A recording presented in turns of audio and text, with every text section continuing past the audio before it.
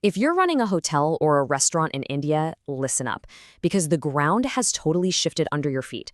We're talking about new labor laws, and these aren't just little tweaks. Nope, this is a complete overhaul. So let's just dive right in and figure out exactly what you need to do to stay compliant, to stay protected, and really to stay ahead of the game. This really gets to the heart of it, doesn't it? Your business literally never sleeps. But the old, informal ways of managing your staff, well, those can now land you in some serious trouble.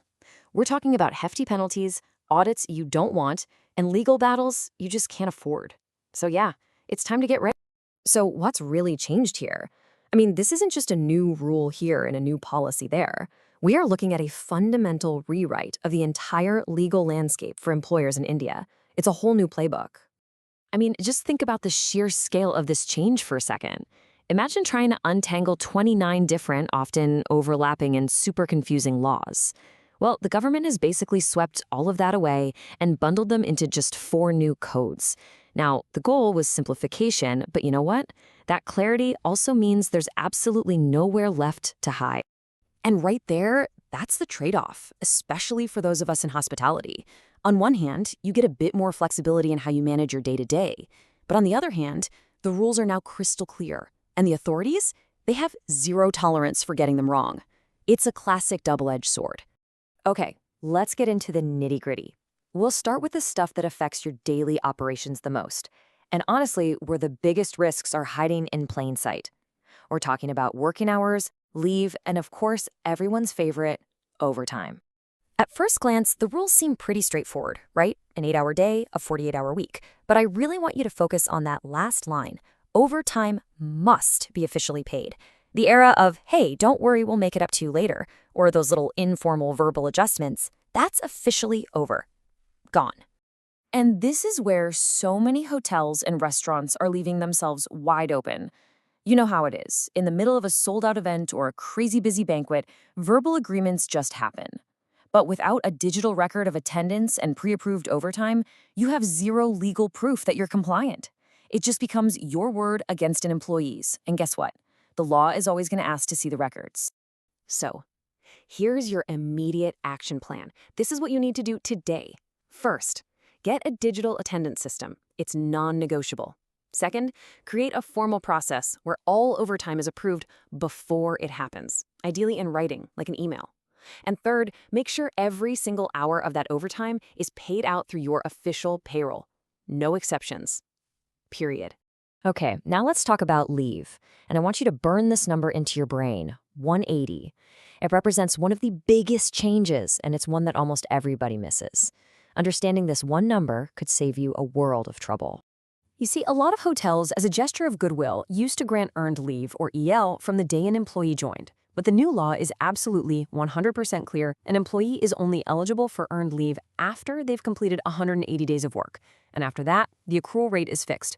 1 day of leave for every 20 days worked. So what does this mean for you? It's simple. Granting that leave early, even if you have the best intentions, is now a compliance error. And any special adjustments or exceptions you want to make, they absolutely must have a written, approved paper trail. The old informal system is gone for good. Okay, let's talk about the money, because this is a big one. The new codes completely redefine how your salaries have to be structured, and this has a massive financial impact on your Social Security contributions, like Provident Fund and ESI. Just like 180 was the key number for leave, for salaries, the magic number you have to know is 50%. This single figure changes everything about how you design a salary slip. Seriously, everything. Now, this slide really exposes what used to be common practice, right? A lot of businesses kept the basic salary really low and then inflated all the allowances. Why? To reduce their PF and gratuity payouts. Well, that's now illegal. The new rule is mandatory. Your basic salary plus dearness allowance must add up to at least 50% of an employee's total salary. And here's the ripple effect. The Social Security net has been cast so much wider now. It now includes fixed-term and contract staff, people you might have previously considered off-roll. This means more of your staff, from the kitchen to housekeeping, are gonna need PF and ESI, and those gratuity calculations now apply to them too. So what do you need to fix right now? First, you've got to audit and restructure every single salary slip in your entire organization to meet that 50% rule. Second, map out every single role that now falls under PF and ESI. And third, you have to start planning your finances for these increased long-term liabilities. Don't wait.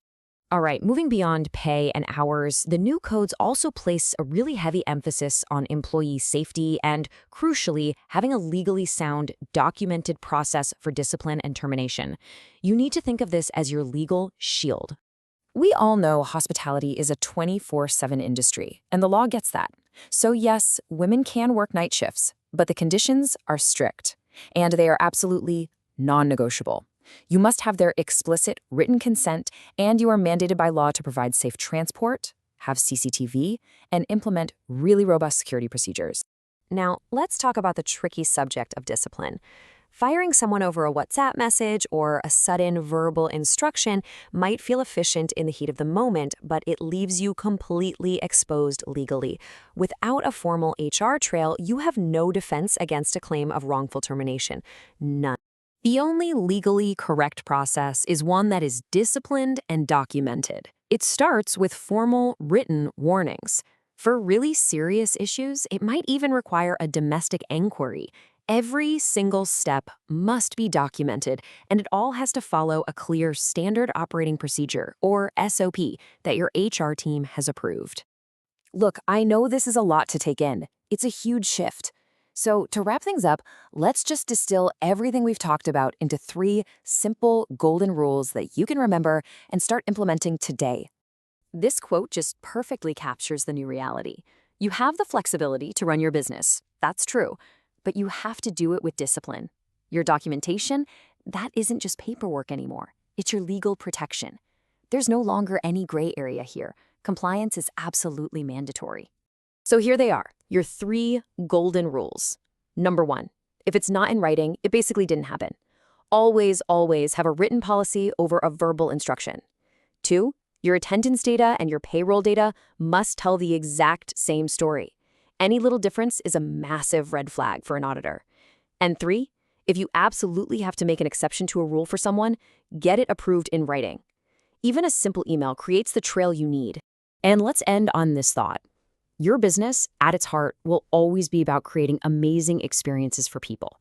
But in this new legal era, compliance is about ensuring the survival and the long-term health of your business. So the only question left to ask is, are you ready for what's next?